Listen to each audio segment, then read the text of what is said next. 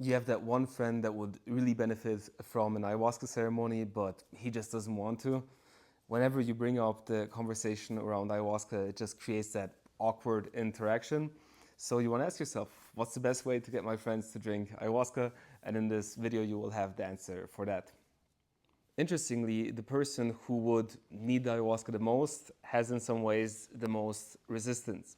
And you can even pay for their retreats, buy their plane tickets, but they're just like, no, no, I don't want to do it. And it can even like, the more you push against it, it can even like damage the friendship. So there's like a comparison. A lot of people could use some healing. There's also a lot of people who could use the gym. There's a lot of people who could eat less sugar and take better care of their health. But if you run around telling everybody you should go to the gym, you should eat less, this is what your diet should look like, you're not going to make a lot of friends. And the same applies with healing. There's a lot of people who could benefit from healing, and ayahuasca is one modality, but running around and prescribing ayahuasca and becoming a disciple of ayahuasca, again, will create more resistance. There's like a meme that I saw, which I think is hilarious, is how do you know if somebody drank ayahuasca? Oh, don't worry, they will tell you about it. So I've been that person, but I recommend you to not be that person. Because also obviously after drinking ayahuasca, one experiences a strong emotional impact. A lot of things have shifted within you. But in reality, life hasn't changed that much yet. Your life really changes once you bring the lessons of ayahuasca to your day-to-day life. And your energy and focus is a lot better directed if you actually start to change your life, if you start to do the homework that ayahuasca gives you. And the more you then start to cultivate those shifts, the more you start to cultivate the self-love, the more your spirit will start to wake up as well, and that change will be very noticeable to the people around you. And at that point, you're creating a level of attraction where people are curious, like, hey, what is it that you have been doing?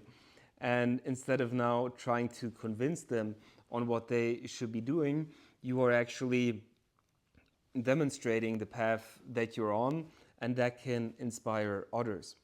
Also, it's very, very important that you don't convince anybody to drink ayahuasca, because I'm creating a different video around that as well. Ayahuasca can actually be at times disruptive to a person's life. And if they feel like they only do it because somebody convinces them to, you have a very high level of responsibility. If you give a recommendation, it's something different. But if you really push somebody to do it, it can backfire for the person and then also for you. Of course, there's also some people where you feel like they could really benefit, and what you can do is give a recommendation. Hey, I've done it recently, it helped me a lot. I've seen a lot of people who have benefited from it there at the retreat as well.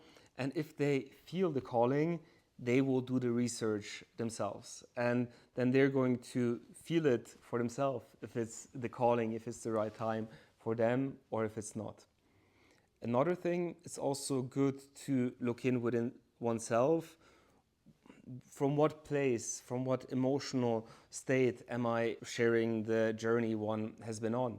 And if we are honest with ourselves, we will notice that many times it comes from a place of wanting to receive validation, from a place of wanting to be seen, for people to give us a pat on the back.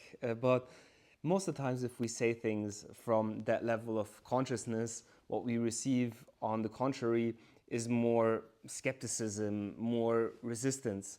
So it's a very good thing to like look within oneself as well, where that motivation is coming from.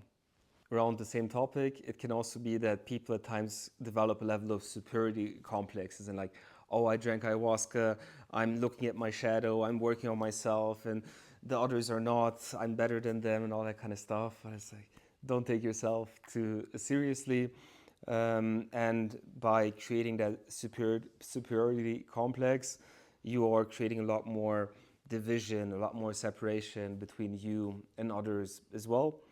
And yeah, to tie it all together, look at yourself, clean up the things that you need to do the homework that ayahuasca gave you, start living a better life, and then your life will speak for itself, and whoever is going to be felt inspired by that will drink ayahuasca, and who doesn't won't. And it's okay like that too. And don't lose friends about the topic if they should drink ayahuasca or not. It's not worth it.